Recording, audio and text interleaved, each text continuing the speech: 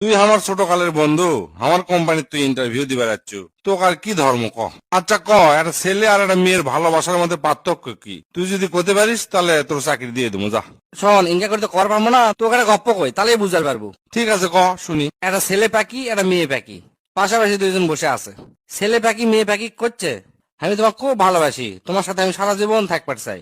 মেয়ে পাখি করছে, হ, ওগুলো মিশাই ভালোবাসা, আমি যখন বিপদত পড়বো তখন তুমি উড়ে চলে যাবা। এই কথা শুনে ছেলে পাখির সাথে সাথে ওর দুই ডানা ভেঙে দেয়, দিয়ে কয়, দেখো তোমার জন্য ডানা ভাঙছি, আর কোটিও যাবো না, তোমার কাছে থাকবো। মেয়ে পাখি তো খুবই খুশি, তার জন্য ডানা ভাঙছে, সেই জন্য তারা দুইজন একসাথে থাকে। অনেক দিন চলে যায়। হঠাৎ একদিন আবহাওয়া খুব খারাপ, যেহেতু ওরা গাছের উপর বাসা বেঁধে আছে, হালকা বাতাস হচ্ছে, মনে হচ্ছে চরম ঝড় তুফান হবে।